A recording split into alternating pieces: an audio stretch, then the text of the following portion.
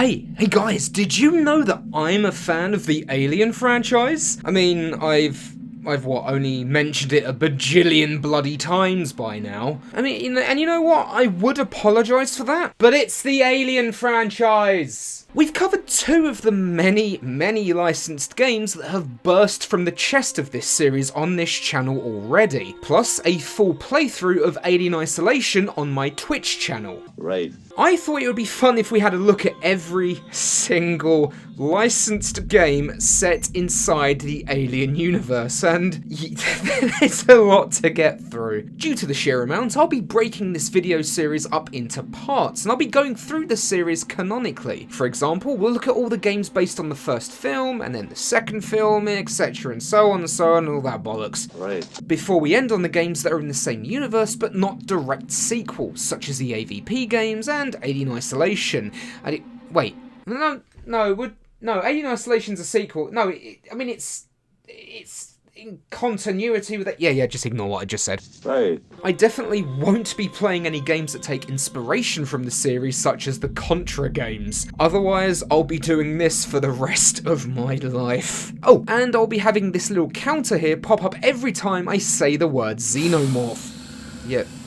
Yeah, thank you for that. So we can see just how many times I couldn't be bothered to write anything else other than xenomorph. Yeah, you get the point. So, grab a coffee, shake off that post-hypersleep drowsiness, and get ready, because we're starting at the very beginning with Alien. Right. Oh, come on, knock it off! Unfortunately, there are only two games we can look at that are outright based solely off of the first film, but I'm gonna be cheeky and throwing two of the Alien Isolation DLC packs. First up is Alien on the Atari 2600, developed and published by Fox Video Games, and well, it's pretty odd.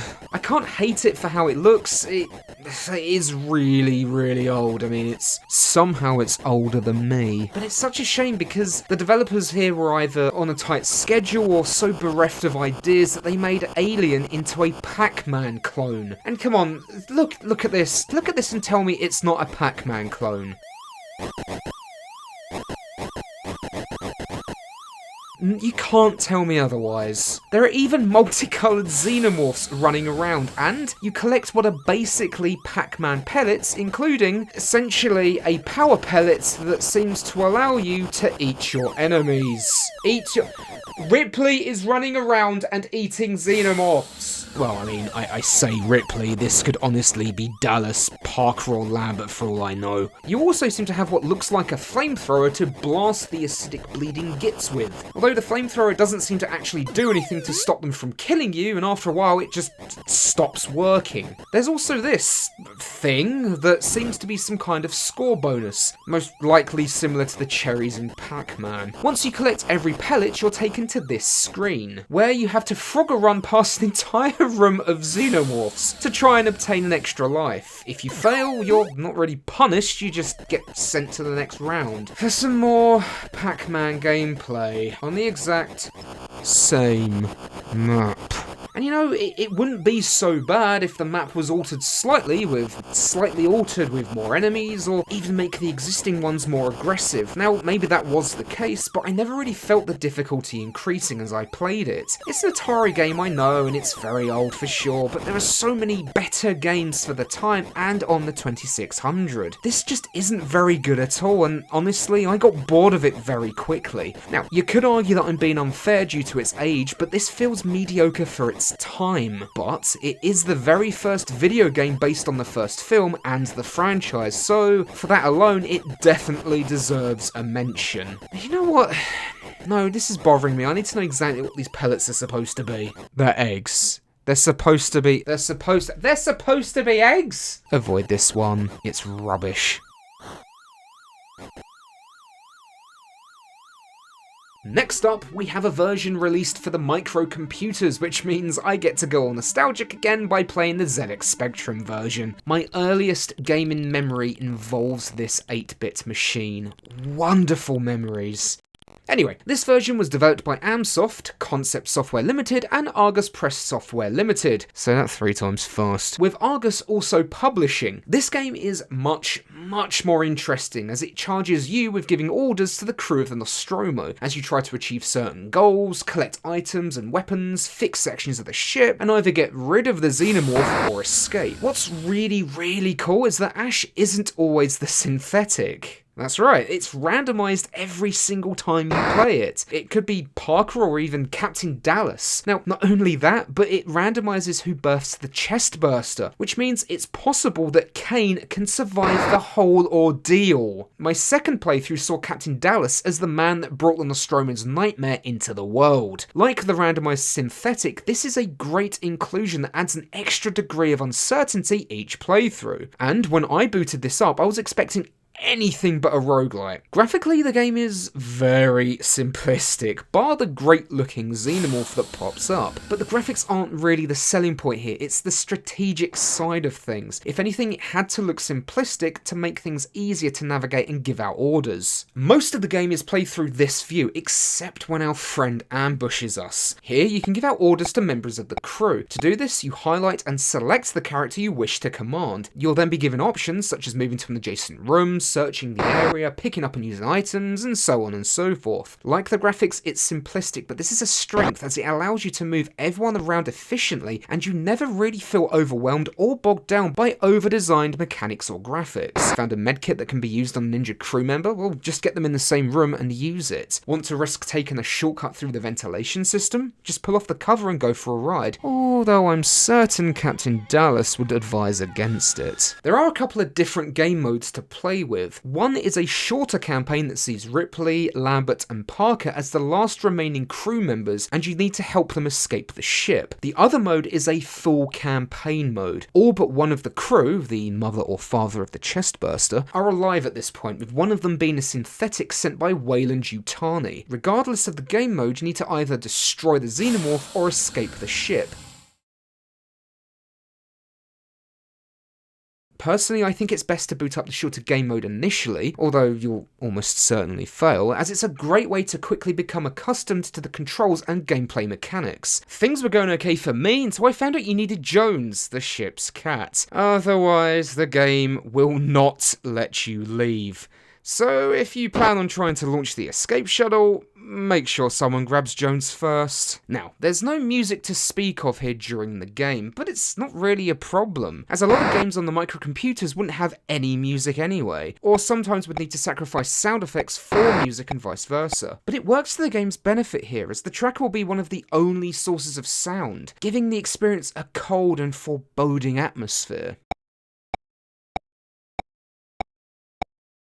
If you manage to get yourself a flamethrower, don't go all gung-ho, as fighting the xenomorph should be the absolute last resort. For example, when you're crawling through a vent or open a door to discover it in front of you, because, well, then you've not really got much of a choice besides trying to escape. I've never been able to kill it this way, and it will most likely always cripple or gravely damage a crew member, and in all honesty, that crew member will die unless you try to escape the room. It is a good idea to split up the crew to gather supplies, especially the items you need to evacuate the ship via the escape shuttle, as this will speed up the process, but don't send people alone unless absolutely necessary, as they can only carry so much and the stowaway can, and likely will, ambush them. But if there's another crew member nearby, they can assist that person under attack or patch them up if they get wounded, or, well, it could all go horribly wrong and they both get torn to shreds. Honestly, it can become pretty intense and I had a good amount of fun with this. I wouldn't say it's one of those hidden gems that must be played, but you should absolutely play it if you're a fan of the series. It's a fun, engaging and, at times, intense little experience. Plus, due to the roguelike nature of the game, it has a surprising amount of replay value. You can find yourself getting caught in that wonderful yet dangerous loop of just one more game. But really, that's still a positive. In short, this was a pleasant surprise considering the previous game, and especially given when this was released. Lastly, we have some of the Alien Isolation DLC/expansions from Creative Assembly. Now, I don't want to go into Isolation too much, as I want to save it for a later video in this series. Instead, we'll be taking a quick look at the first 2 packs that were available to download, Last Survivor and Crew Expendable. Both of these packs see most of the original cast from Alien returning to voice their iconic characters. Obviously not Kane and Brett, as their characters are dead by this point. It even saw the return of the late, great Yaphet Kotto. But unfortunately, the also late, great Ian Holm was absent from this.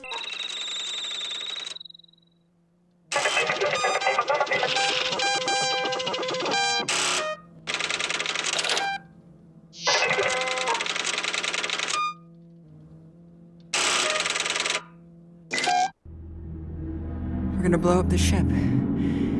We'll take our chances in the shuttle. Good. Now, Last Survivor sees the player taking control of Ellen Ripley. This takes place at the very end of the first film, with Ripley hearing the death of Parker and Lambert at the hands of the Xenomorph in-game. Oh my god. Get out of the way! Get out of the way! Lambert is gonna kill us! Lambert, for Christ's sake, get out of the way! Get out of the way, Lambert!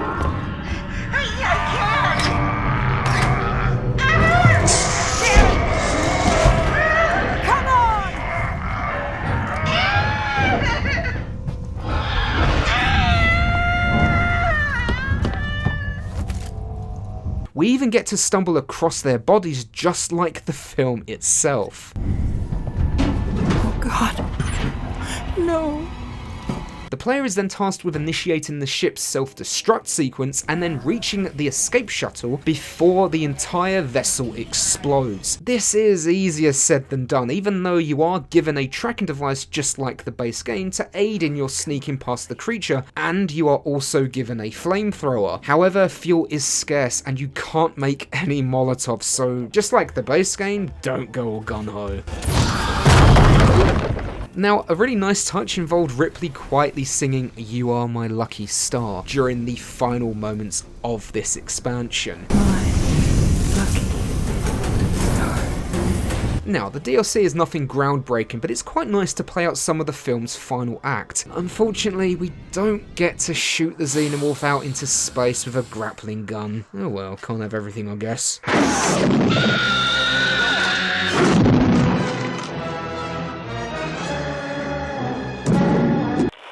The other members of the crew, Kane, Lambert, Parker, Brett, Ash, and Captain Dallas, are dead.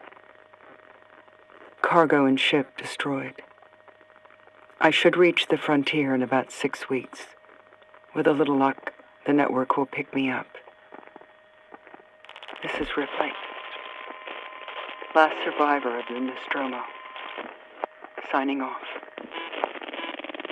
Now, the better of the 2 packs is easily Crew Expendable, as it not only allows you to choose between playing as Ripley, Parker, or Captain Dallas, but also partially contains a scene that was cut from the original film. This scene involved Parker almost blasting the unwanted passenger out of the airlock, only to be, unknowingly, foiled by Ash.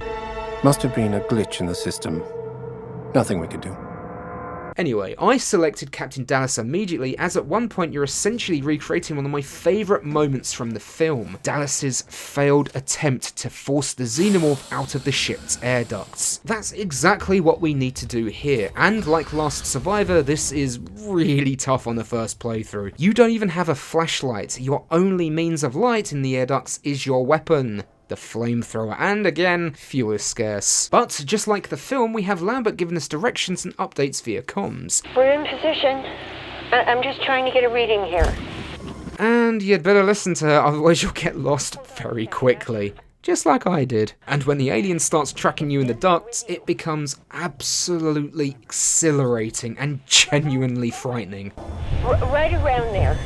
You're gonna have to be careful. You can barely see 5 feet ahead of you, but you can hear it moving around somewhere, and Lambert panicking as she realises the creature is closing in on you is perfect, and if anything helps raise your anxiety even further.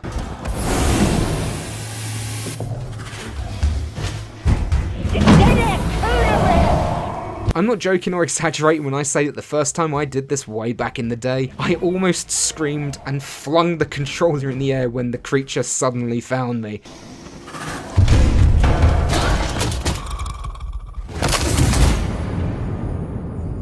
And if any of you follow me on Twitch and have seen me play Silent Hill, Devotion, or even Alien Isolation, then you, well, let's just say you know I'm not lying. But before then, you first need to close and lock hatches to the air systems, so you can try and herd the creature into the airlock. And even better, you can actually walk around parts of the Nostromo and have light interactions with members of the crew. Plus, there's new additional audio logs recorded by the original cast.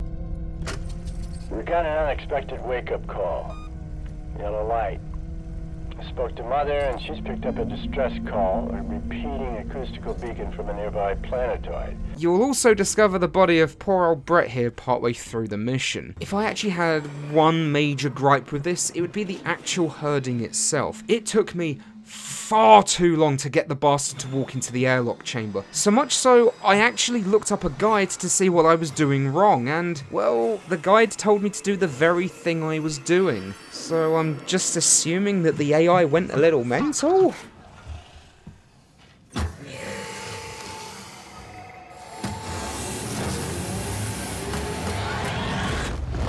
Despite all of that though, just like Last Survivor, this is so tough, but I think it's a great little DLC pack that gave me the opportunity to play out my favourite scene from one of my favourite films of all time, whilst also scaring the pants off of me at the same time. If you're a fan and you haven't played this already, then what the hell are you doing? Unfortunately, that's it for the games based on the first Alien film. We opened with a game that was not good, but I feel like the other games we looked at do the film justice. As I said, it's one of my favourite films of all time, so each game had some pretty big expectations to live up to. Next time, we'll be taking a look at games based on the film's sequel, Aliens, or as the Kenner commercial put it, Aliens!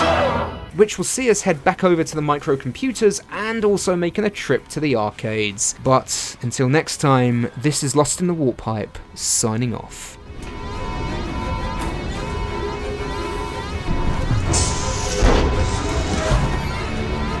Danger. The emergency destruct system